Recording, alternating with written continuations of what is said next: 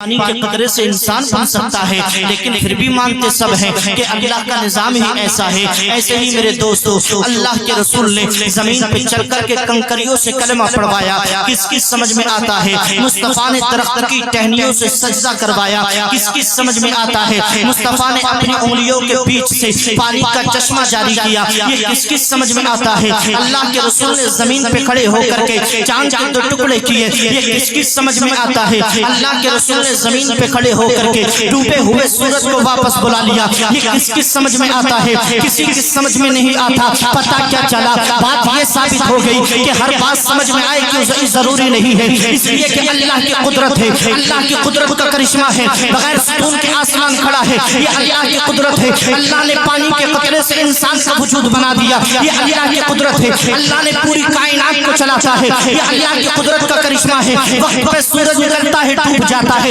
وقت پہ چاند نکلتا ہے ڈوب جاتا ہے، یہ رب کی قدرت ہے۔ یہ سمجھ میں نہیں آتا۔ مصطفیٰ کریم علیہ الصلوۃ والتسلیم نے پیدا ہوتے ہی سجدہ کیا، یہ سمجھ میں نہیں آتا۔ سمجھ میں آنا ضروری نہیں ہے۔ اگر خدا کی قدرت، خدا کا کام سمجھ میں نہیں آتا تو وہ رب کی قدرت ہوتی ہے، وہ رب کی قدرت کا جلوہ ہوتا ہے۔ اور جو بات، جو کام نبی کا بندوں کی سمجھ میں نہیں آئے، مخلوق کی سمجھ میں نہیں آئے، تو وہ میرے آقا کا معجزہ ہوا کرتا ہے۔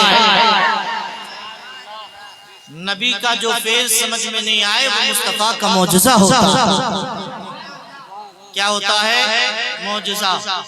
اچھا، مصطفیٰ پیدا ہوتے ہی سجدے میں گئے، اس کا جواب قرآن سے دیے دیتے ہیں تاکہ آپ بھی سمجھ لو، آپ کا ایمان بھی مضبوط ہو جائے کہ واقعی بچہ پیدا ہوتے ہی بول سکتا ہے۔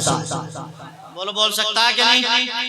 اللہ کی قدرت میں، اللہ کی قدرت بہت اعلیٰ ہے، بہت بلند و بالا ہے۔ یہ تو انسان ہے، اللہ چاہتا ہے تو پتھر کو بھی بولنے کے لیے زبان عطا فرما دیتا ہے۔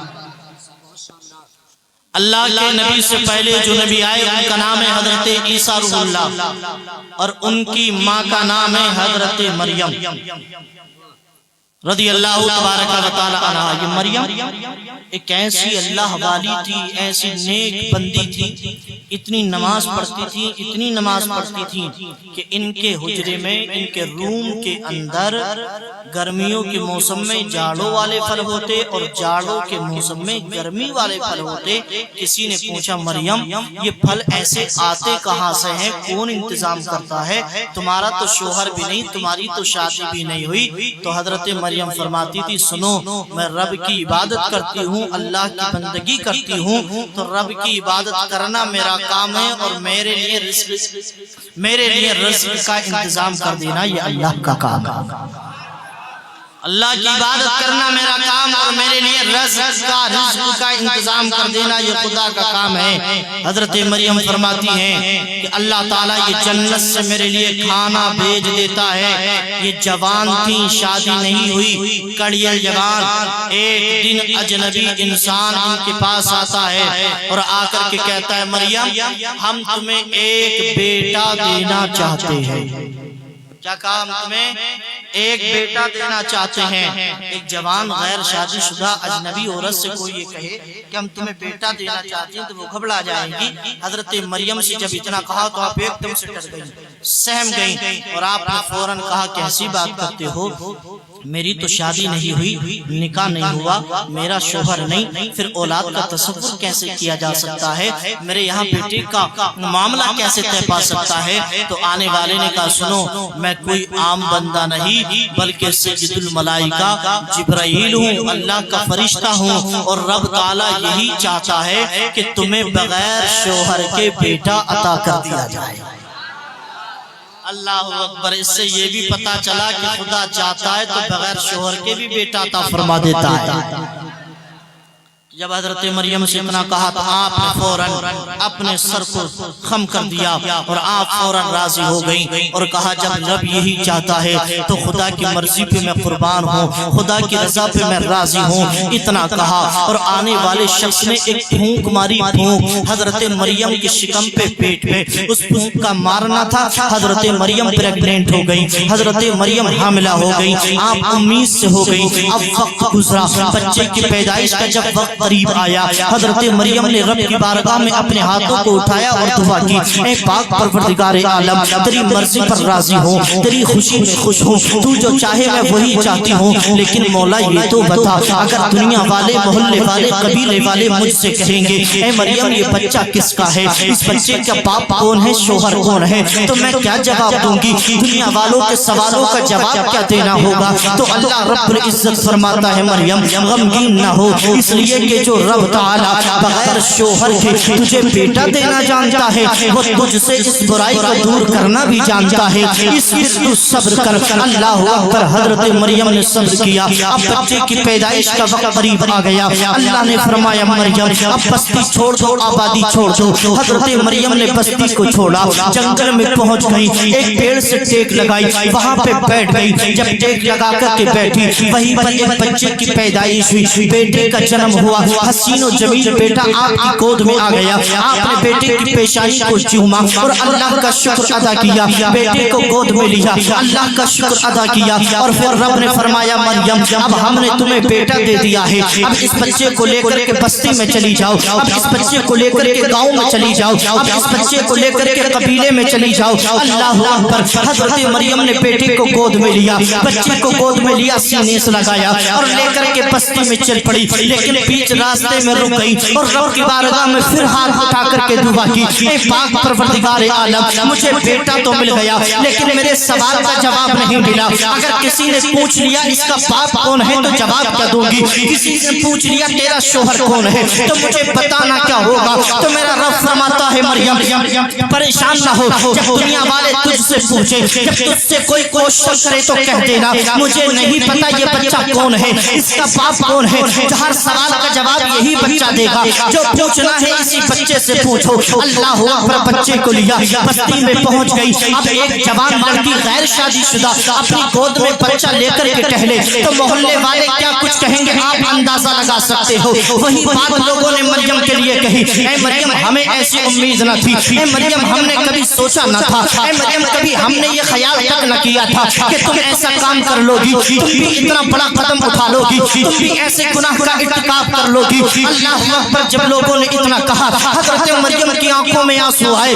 اور فرمایا لوگوں مجھ پہ تہمت مت لگاؤ، لوگوں مجھے برا مت کہو، لوگوں میرے حوالے سے بدگمانی مت کرو، میرا رب بہتر جانتا ہے میں پاک ہوں، میرا رب جانتا ہے میں پاک اور صاف ہوں۔ لوگوں نے کہا پھر بتا یہ بچہ کون ہے، پھر بتا اس بچے کا باپ کون ہے، حضرت مریم نے کہا اسی بچے سے پوچھو یہ کون ہے، لوگ ہنسنے لگے، مذاق بنانے لگے، مریم کیسی بات کرتی ہو، جو بچہ ابھی آیا ہے وہ کیسے بول سکتا ہے، جو بچہ ابھی زمین پہ آیا ہے وہ کیسے ہماری بات کو سمجھ سکتا ہے؟ حضرت مریم کہتی ہے اس بات کا جواب بھی یہی بچہ دے گا۔ حضرت مریم نے جب اتنا کہا لوگ ہنستے ہنستے کھلکھلاتے کھلکھلاتے اس بچے کے قریب پہنچے اور جا کر کے کہا تھا بیٹے تیری ماں کہتی ہے تو ہماری بات کا جواب دے گا، تو ہماری بات کو سمجھے گا، ہمیں تو یقین نہیں ہے لیکن پھر بھی ہم پوچھتے ہیں بتا من انتا تو کون ہے، ما اسم کا تیرا نام کیا ہے، من اینا تو کہاں سے آیا ہے؟ قرآن کہتا ہے رب کا فرمان ہے کہ جب بچے سے اتنا پوچھا گیا تو وہ چھوٹا سا بچہ جو ابھی زمین پر آیا تھا